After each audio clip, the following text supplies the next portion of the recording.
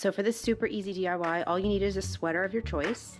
Next, you'll need a necklace that you might have lying around, or like this one I picked up at Forever 21 on clearance, and I'm assuming that's because it has this hideous orange cord going through it, but you can see that it can be detached, so that's what we're going to do and use these gorgeous rhinestones for our sweater. So you need some needle and thread and some scissors. So first we're going to take apart our necklace. To get this cord off, it looks like we're just going to have to open these jump rings and just pretty much take it right off. So normally I would use pliers, however these jump rings seem pretty flimsy, so I'm just going to open them with my fingers. Of course, if you have nice nails, which I don't right now, then you probably would want to use your jewelry pliers. And so I'm just going to open each one and take it off. And so that's completely removed from that. This thing is going to go in the garbage because it's really hideous, but you're left with a gorgeous rhinestone embellishment for your sweater. And you know, Forever 21 is really great even with their full price jewelry, because a lot of their necklaces that you can take apart and use for clothing embellishment. And I do apologize for my nasally, weird, deep voice. I have been getting over a cold and it's taking forever. So on to putting this on your sweater. Now the sweater, I actually bought at Forever 21 as well. It was on sale. I was super happy and surprised when I got to the register to see it was cheaper. It's just a little crop, like Angora kind of like looking sweater. And this rhinestone embellishment will really add a nice touch to this neckline here, just to give it a little extra glitz and glam. Many of these sweaters you buy at the store can go like for $40, $50. I've been seeing some for $60 that have this type of embellishment on it. So by the time you pay $17 for a sweater and $6 for this, you've made a sweater that's half the price and it's uniquely your own. So to get this on here properly, I'm going to be putting it actually just right on this neckline. I don't know if you can see in the camera because it's so black, but this is like a V-neck sweater. So this necklace just happened to fit perfectly to go right in the middle right there. So what we're gonna do is just find our middle, which you can a lot of times base right off their back tag.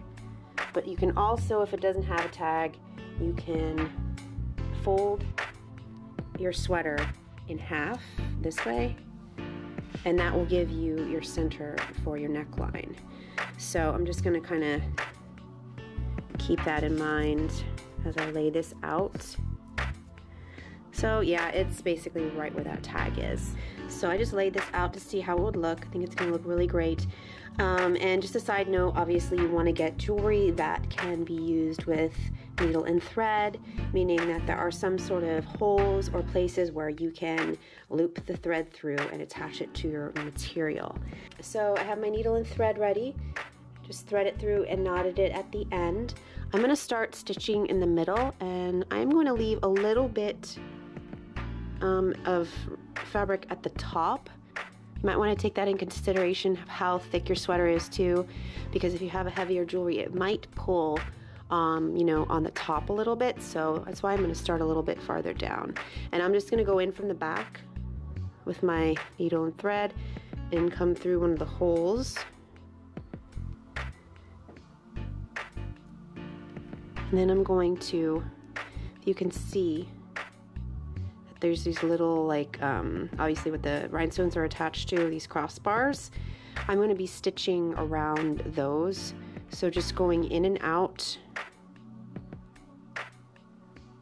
And then I'm going to work my way to the right. And then you might want to stop at some points. My thread is actually getting short already, so you might want to just kind of fix it again, make sure that it's in the correct place before you keep on going. When you do get to the end of your thread and you need to thread some more, you want to end in the back on the inside of the sweater, and then you just go through the sweater with your needle, leaving that little loop right there. Come through and go into the loop with your needle, and that makes your knot I do that usually 2, sometimes 3 times, just to be sure. It all depends on, you know, what you're dealing with and what you're sewing, how heavy it is. And then just snip it and rethread your needle. Okay, and we're ready. I also want to mention that on this sweater, because it's kind of like a loose knit, I did need to make my knot at the end of my thread pretty large, just so it wouldn't pull through the fabric. And as you can see, this is holding on very nicely. And I'm just going to go back and finish this end right here.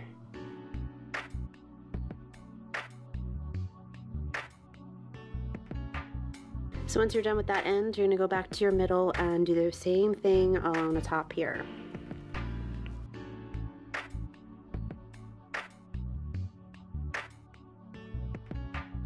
Okay, so with that done, you've now come to a point where you have a choice. You have 2 options. You can either leave it as is, or you can continue to stitch through this whole thing. The difference is how you want it to look. If you notice, when I hold it up, it kind of, when it moves at the bottom loosely, it kind of has that necklace effect, which I personally really like. I can show you from the side, I don't know if you'll see it, but how it's just loose. So from the side you can see it, and it just gives a good movement. Now if you didn't want that, you can, like I said, just stitch the whole thing down so it won't, you know, give it all. It'll only just move with the fabric. So it's personal preference and whatever you choose, but you know how to do the rest if you need to. And this took me, like, I fast forward a lot, but I think it took me about 10 minutes not even to do that top part. And it is very secure. Another great thing about this is that if you wanted to change this up and you had this sweater and you wanted more color, you didn't like this anymore, you wanted to switch it up, you could totally just snip off the thread and remove this without it being ruined at all. It's a great thing about sewing things onto sweaters and stuff like that. So it's very versatile and really great idea. You can even make these as gifts if you wanted to. I have a Christmas party tonight, like in 3 hours I gotta go to. So this was really, really cool just to do this really quick. And yeah, if you guys like this, please give it a thumbs up. If you try anything like this, or if you've made anything, please hashtag me on Instagram. I'll leave all this stuff below, and comment on this video if you'd like to. And of course, subscribe to my channel if you haven't. I won't see you before the holidays again, so please, please have a very Merry Christmas and a Happy New Year, and I'll see you guys next year. Take care.